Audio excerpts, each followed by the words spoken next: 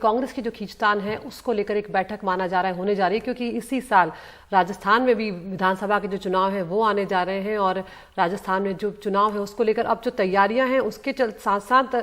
ताबिश यहाँ पर यह भी कांग्रेस को देखना होगा कि जो पार्टी है वो एकजुट रहे। बिल्कुल, और क्योंकि राजस्थान का एक ऐसा मामला है जो काफी वक्त से चला आ रहा है, जो नाराजगी वहां पर रही है अशोक गहलोत और सचिन पायलट के बीच, तो उसको लेकर भी यहाँ पर चर्चा हो सकती है। राज्य में मुख्यमंत्री अशोक गहलोत और सचिन पायलट के बीच अब जो विवाद है उस पर चर्चा यहाँ पर होगी और इस बैठक में राहुल गांधी, सचिन पायलट, राजस्थान कांग्रेस के प्रभारी सुखजिंदर सिंह रंधावा और राज्य के 2 दर्जन से बड़े नेता भी यहाँ पर मौजूद रहेंगे। हमारे सहयोगी उमा शंकर सिंह हमारे साथ जुड़ गए हैं, ज़्यादा जानकारी के लिए उनके पास चलते हैं। उमा, राजस्थान की तैयारियों पर जाने से पहले कांग्रेस को इस मसले पर तो चर्चा यहां पर करनी ही होगी जो उनके लिए बड़ा सरदर्द बना हुआ है काफी वक्त से, सचिन पायलट और अशोक गहलोत के बीच की नाराजगी।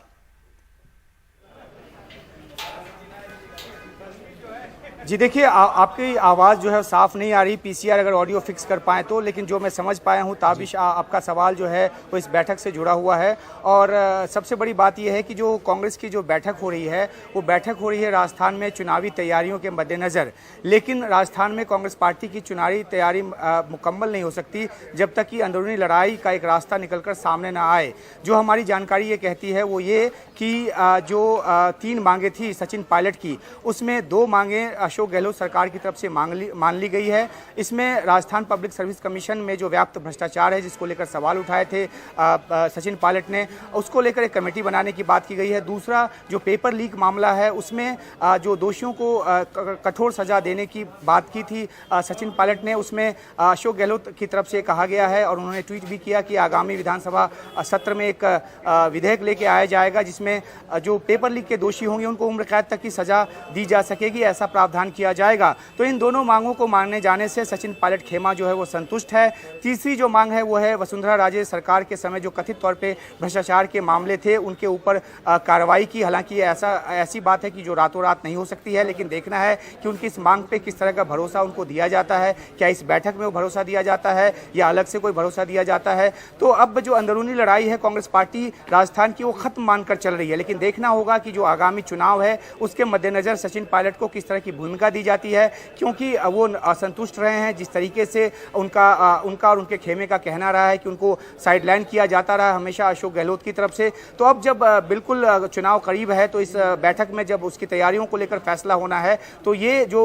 शक्ति का जो संतुलन है अशोक गहलोत और सचिन पायलट के बीच वो किस तरीके से वहां पे बनाया जाता है। राहुल गांधी खुद इस मीटिंग में मौजूद हैं कांग्रेस अध्यक्ष मल्लिकार्जुन खड़गे के साथ, और ये माना जाता रहा है कि सचिन पायलट को लेकर जो राहुल गांधी है वो हमेशा एक जो सद्भावना का जो भाव है वो रखते रहे हैं। वो हमेशा ये बयान देते रहे हैं कि 2 बड़े नेता हैं, 2 महत्वपूर्ण नेता हैं राजस्थान में, अशोक गहलोत और सचिन पायलट। तो दोनों को साथ लेकर चलने की बात राहुल गांधी भी करते रहे हैं, कांग्रेस पार्टी भी करती रही है। आज एक मौका है, देखना है कि इस मीटिंग के बाद क्या निकलकर सामने आता है और किस तरीके से अंदरूनी लड़ाई को पाटने की कोशिश कांग्रेस की तरफ से होती है, और क्या इसके बाद सचिन पायलट खेमा पूरी तरह से संतुष्ट होकर चुनाव की तैयारियों में उस तरह से जुटता है जैसे पिछली बार उनको अध्यक्ष बनाया गया था प्रदेश का और उसके बाद वो जुटे थे। तो एक बड़ा सवाल इसको लेकर है कि टिकट बंटवारे को लेकर किस तरह का से होगा सचिन पायलट का, ये भी देखने की बात होगी। और इसके बाद ये माना जा रहा है कि कांग्रेस पार्टी अगर इस लड़ाई को पटाक्षेप कर देती है तो वो एक मजबूत जो फाइट है वो दे पाएगी, क्योंकि राजस्थान का ये इतिहास रहा है कि हर 5 साल के बाद वहाँ सरकार बदल जाती है।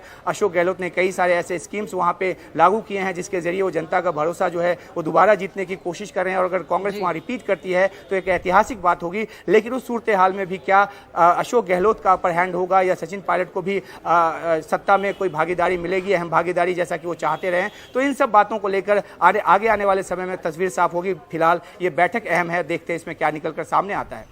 बहुत बहुत शुक्रिया उमा इस तमाम जानकारी के लिए। तो देखना होगा कि चुनाव में किस नेता को कौन सी भूमिका यहाँ पर मिलती है और इस बैठक से अब क्या कुछ निकल कर आता है।